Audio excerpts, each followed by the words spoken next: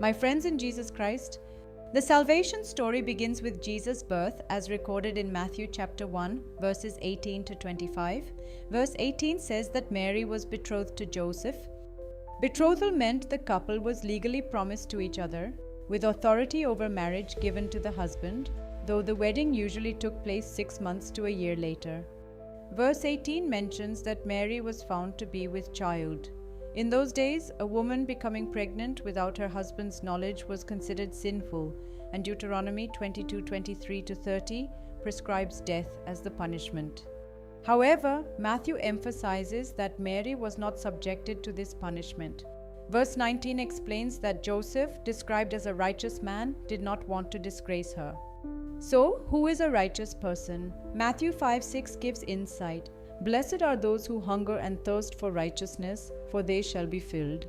This verse helps us understand the righteousness of Joseph in this gospel. By choosing not to stone or insult Mary, Joseph showed his moral integrity. In Matthew 1:19, it says that Joseph was planning to quietly separate from Mary. If he had done so, people might have thought Joseph had wronged Mary. In doing this, Joseph risked his own reputation and well-being, putting Mary's honor above his own. Verse 20 continues, "But while he thought about these things, behold, an angel of the Lord appeared to him." Since Matthew was writing from a Jewish perspective, he avoided mentioning God appearing directly, because in Jewish tradition, God does not physically appear to humans. Instead, God sends an angel. The angel spoke to Joseph saying, "Do not be afraid." This phrase, repeated many times in both the Old and New Testaments, conveys God's reassurance. "Do not be afraid, I have come to save you." Here, Joseph receives both divine consolation and a message of salvation.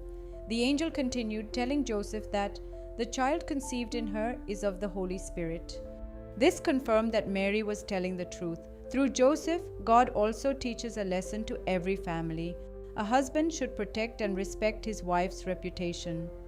In verse 21, the angel instructs Joseph, "You shall call his name Jesus." According to Jewish tradition, naming a child is the father's right. By giving Joseph this responsibility, God legally adopted Joseph as Jesus' earthly father. This shows that Joseph became Jesus' father in the world. The name Jesus comes from the Old Testament Hebrew name Yeshua, which means God saves. In the Old Testament, Yeshua is also rendered as Joshua, who led Israel to the promised land, Canaan. Similarly, Jesus can be seen as the New Testament Moses, who leads believers to the ultimate promised land, heaven. In this sense, Jesus is the true spiritual successor of Moses. Further, in Matthew 1:23, it is written, "They shall call his name Emmanuel," which means God with us. In the book of Joshua, God repeatedly told Joshua not to fear, assuring him of his presence. Likewise, Emmanuel signifies God's presence with his people. This verse also says, "Behold, the virgin shall conceive and bear a son." This is the first direct quotation from the Old Testament in Matthew's Gospel.